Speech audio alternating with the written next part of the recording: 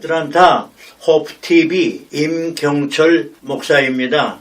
평안하셨지요? 오늘은 히브리서 3장 1절 말씀을 읽어드리겠습니다. 그러므로 함께 하늘의 부르심을 입은 거룩한 형제들아, 우리의 믿는 도리의 사도이시며 대제사장이신 예수를 깊이 생각하라. 이런 말씀에 중심을 두고 우리를 건지시고 기르셔서 버리시지 않으시고 써주시는 주님의 은혜, 이런 말씀을 잠시 드리려고 합니다. 주님은 저희들을 죄악 가운데서 건져주십니다. 그래서 사망에서 생명으로 옮겨 놓으십니다. 그리고 저희들을 기르십니다. 이른 비와 늦은 비를 주시며 기르십니다. 저희들을 답답하시지만 기르시고 또 기르시고 기르십니다.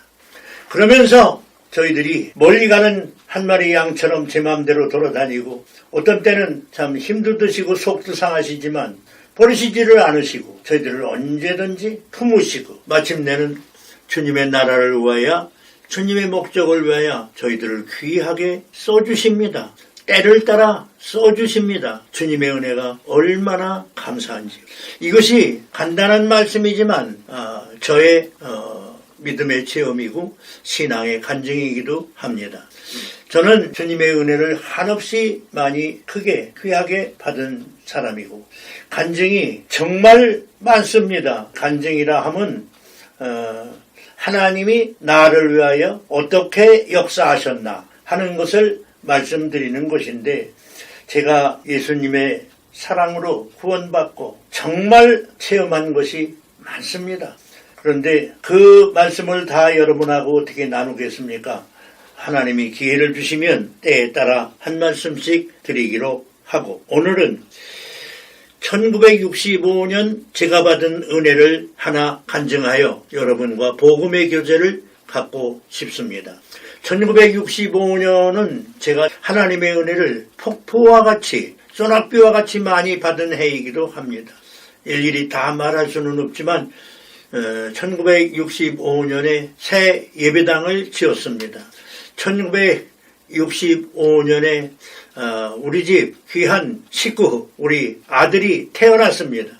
목사가 목회를 하면서 기쁜 일이 많지요. 때로는 교인들이 결혼하는 것도 기쁘고 한갑잔치 하는 것도 기쁘고 새 기업을 개업하는 것도 기쁘고 저 병내에 누워있는 환자가 신방을 받고 자리에서 벌떡 일어나는 경우도 있고, 그런데 제 경험으로 기쁜 것 중에 기쁜 것은 목회를 하는 도중에 교회가 성장하고 새로 예배당을 신축하게 된 것입니다. 그거보다 기쁜 일은 없는 것 같아요. 1965년 영등포 침례교회를 새로 지은 첫 번째 예배당입니다. 목회는 1956년 9월에 시작했습니다. 그리고 1958년 공군에 가서 3년 근무를 하고 1961년 4월 30일 제대했습니다. 나오면서 영등포교회 담임 목회를 하게 되었습니다. 그런데 하나님의 은혜로 교회가 점점 성장하고 또 교인들이 열심히 기도하고 헌금하고 참 하나 되어서 열심히 전도했습니다. 그래서 교인들이 늘어나고 보니까 예배당을 새로 짓게 됐어요. 예배당을 새로 지으려니까 먼저 예배당을 뜯어야 되잖아요. 1955년에 영등포 양평동에 있던 군부대에서 지어준 판잣집 예배당인데 그걸 한 10년 쓰고서 이제 헐게 됐단 말이에요. 헐고 보니까 양철대기, 판잣대기 무슨 뭐 이런 것이 마당에 쭉 깔려서 집사님들, 여집사님들까지 나와가지고 뭐 정리를 하고 대못을 빼고 이렇게 하는데 목사가 얼마나 신이 나겠어요.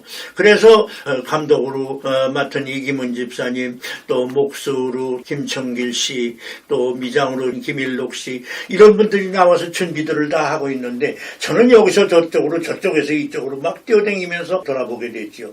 그러다가 제가 고무신을 신고서 기쁘게 이제 이것저것 보느라고 뛰어다녔는데 이 고무신 신 발이 그냥 이 환자에 박힌 대못을 확 박았어요. 그래서 고무신 밑바닥을 뚫고서 발바닥으로 대못이 쑥 들어갔잖아요.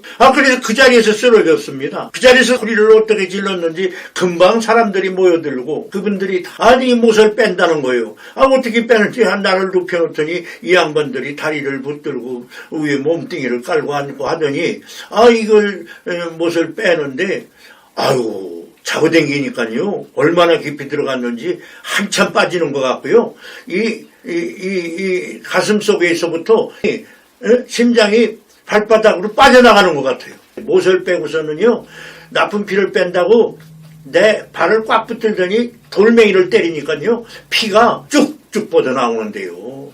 그래서 놔주고 하고 소리를 질렀는데 그때 우리 아버지 같은 이기문 집사님이 제 귀에다 대고 예수님 십자가를 좀 생각하세요 그러는데 그게 고맙게 들리는 것도 아니고요. 처음에 그 얘기를 들으니까 집사님한테 창피당하네. 이거 나한테 이게 뭐 하는 소리요? 나보고 예수님 생각하라니? 자존심이 상하더라고요. 기분이 좀 나쁘더라고요. 그런데 이 양반이 또 이쪽 귀에다 대고서 말하자면 목숨 미장이 그런 이들이 알아듣지 않게 예수님 십자가에 못 박히시던 거 생각하세요. 그런데 조용히 얘기하는 소리가 그때는 확실하게 들리더라고요. 처음에는 창피하더니 처음에는 자존심이 상하더니 그때는요 정말 예수님이 생각나더라고요. 진짜로 예수님이 이제 눈에 들어오더라고요. 십자가에 달리고 못질을 하는 그 못된 사람들 그게 다 눈에 보이더라고요. 그 예수님이 못을 바꿔가지고 그 높은 데를 채우시는데 예수님의 얼굴을 보니까 예수님의 얼굴이 아주 하시더라고요. 잔잔하시더라고요. 전혀 아픈 기색도 없고 편안하시더라고요. 그래서 어떻게 예수님 이럴 수가 있습니까? 하고 예수님을 자세히 터뜨려봤더니 예수님이 기도를 하시더라고요. 아버지 하나님 저들이 아무것도 몰라서 이렇습니다. 저들을 용서해달라고 예수님이 기도를 하시더라고요. 예수님의 그 모습이 그 음성이 눈에 보이고 귀에 들리고 내 팔다리가 아주 조용해지고 힘이 쏙 빠지고 그렇더라고요. 그래서 주여 하고 저도 눈을 감았어요. 그 후에 어떻게 됐는지 모르겠어요. 내가 그때 쓰러져서 예수님의 모습 예수님의 음성을 들으면서 정신을 잃어버린 거예요. 한참 있었는지 얼마 있었는지도 모르지요. 사람들이 소리가 들리고 눈이 조금씩 힘이 생기고 눈이 떠지더라고요.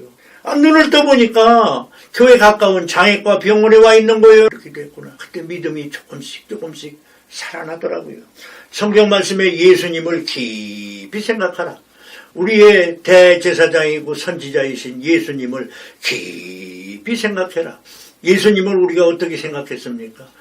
예수님 마구간에 나신 분, 예수님 십자가에 돌아가신 분, 그래 맞아 예수님 우리 위해서 돌아가셨어. 이 성경 말씀을 보니까 예수님을 깊이 생각하라고 그랬어요. 깊이 생각하라는 말은 무슨 말입니까? 예수님이 누구신가를 생각해보라는 거예요. 예수님이 왜 그렇게 돌아가셨는가를 생각해보라는 거예요.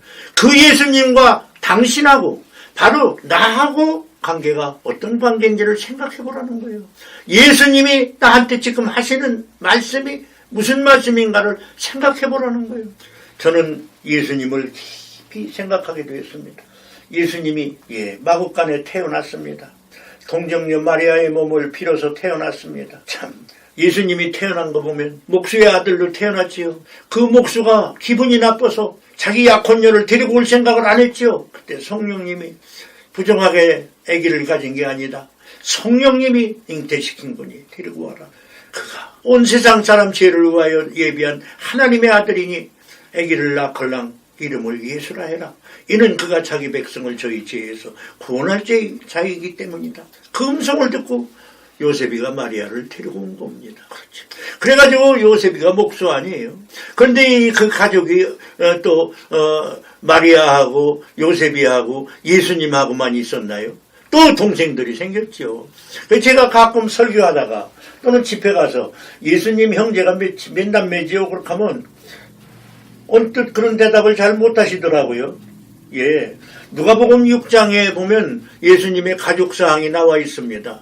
예수님이 고향에 들어가서 이렇게 성경 말씀을 잘 가르치니까 동네 사람들이 깜짝 놀란 거죠. 저 사람이 저 목수 요셉 아들 아니냐. 저런 걸 어디서 배웠냐. 배운 때도 없는데. 그 형제가 누구누구 아니냐. 성경 말씀에 마가복음 6장 1절부터 3절을 한번 읽어보세요. 몇 남매인가요? 적어도 6남매입니다. 왜냐하면 아들이 4형제고 누이들이라고 한 거 보니까 누이가 하나는 아니고 둘 이상이고 그러면 6 아니에요. 거기다가 예수님이 들어가면 7이잖아요. 가국 안에 이렇게 자라났어요.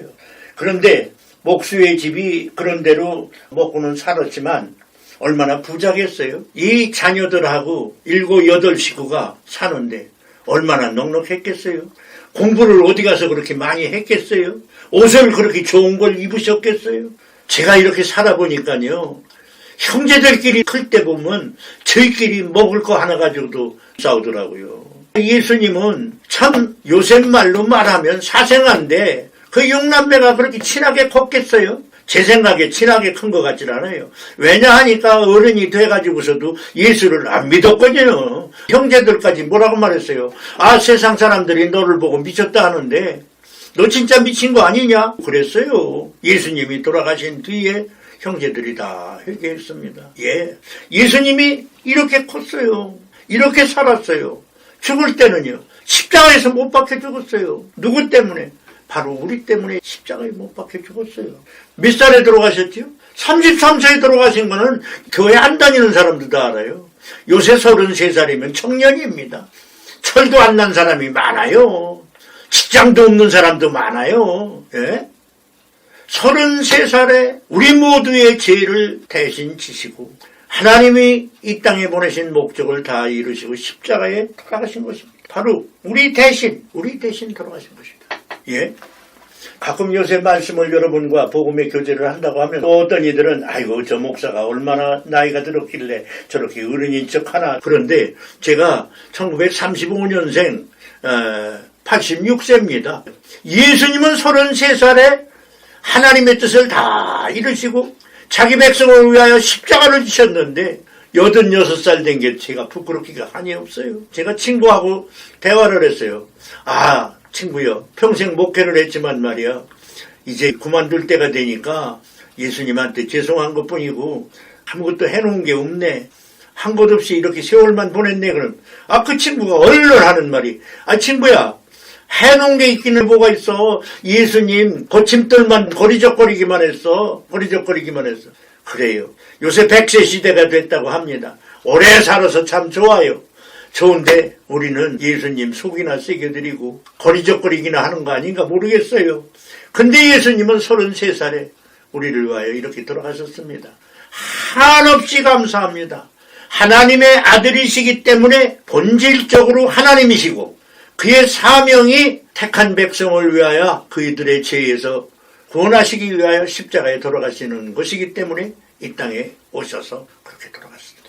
우리를 구원해 주신 예수님을 감사하고 이렇게 우리가 부족한데도 버리시지 아니하고 써주시는 예수님, 그저 힘 있는 데까지 이 땅에 살면서 세상이 힘들어도 어려워도 복잡해도 요새 코로나 때문에 또 얼마나 복잡합니까? 그래도 우리 모두 우리를 이 가운데서 버리지 않고 써주시는 주님의 은혜를 감사하면서 우리의 남은 인생 주님과 더불어 행복하게 사십시다. 주께서 우리를 끝까지 써주실 줄로 믿습니다. 감사합니다.